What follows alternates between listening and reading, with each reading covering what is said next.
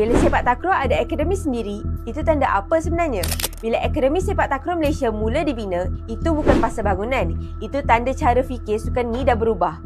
Aku cakap macam ni sebab akademi ni bukan benda yang orang buat suka-suka. Dalam sukan, akademi biasanya muncul bila satu sukan dah sedar satu benda.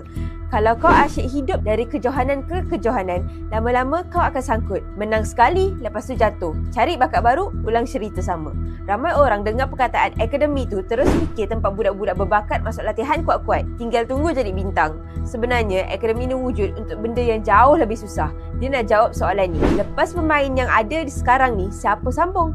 Nak tukar generasi bila? Dan bila tukar nanti pasukan jatuh ke maintain? Kalau tak ada akademi, semua ni jadi ikut nasib. Nasib jumpa bakat, nasib jurulatih ngam. Nasib satu generasi tu memang kuat. Itu bukan sistem, itu harap baik jadi.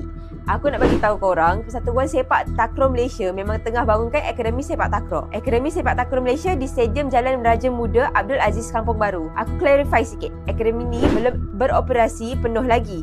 Masih fasa nak taraf fasiliti dengan peruntukan sekitar RM6 juta dan sasaran siap awal 2026 ikut laporan media arus perdana. Tapi poin dia bukan dah buka ke belum. Poin dia ialah PSM buat keputusan ni sebelum hasil nampak. Dan dalam sukan Malaysia, itu benda yang jarang orang berani buat. Bila akademi ni siap nanti, dia bukan sekadar tambah satu tempat latihan, disamakan asas. Bakat muda tak lagi dibentuk ikut cara negeri masing-masing, cara jurulatih berbeza-beza atau ikut kejohanan yang datang sekali-sekala.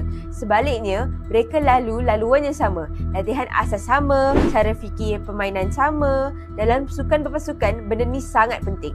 Sebab beza kecil masa awal akan jadi masalah besar bila pemain dah sampai tahap yang tinggi. Akademi ni juga bukan setakat latih skill. Dia latih benda yang orang selalu tak nampak. Disiplin, mental, cara kawal emosi bila kalah, cara faham peranan dalam pasukan. Benda ni susah nak ajar cepat.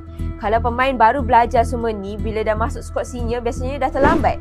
Sebab tu negara yang akademi dia jalan betul-betul jarang panik bila pemain utama bersara. Dan sisi berlaku pelan-pelan, tak mengejut, tak meruntuhkan pasukan. Kalau kau ikut Liga Domestik, Sepak Takraw League sebenarnya dah biasakan pemain dengan benda ni. Main musim panjang, bukan satu kejohanan lepas tu hilang.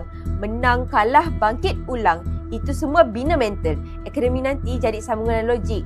Daripada cari bakat kepada bentuk pemain yang boleh masuk sistem kebangsaan tanpa culture shock. Dan ya, kepimpinan memang main peranan. Presiden PSM, Datuk Muhammad Sumali Redwan, ambil pendekatan yang memang jelas. Akademi ni bukan projek popular. Hasil dia lambat. Orang pun tak sabar. Tapi dalam sukan, akademi ni sebenarnya insurans. Ia tak jamin memang cepat. Tapi ia kurangkan risiko pasukan jatuh teruk bila satu generasi habis.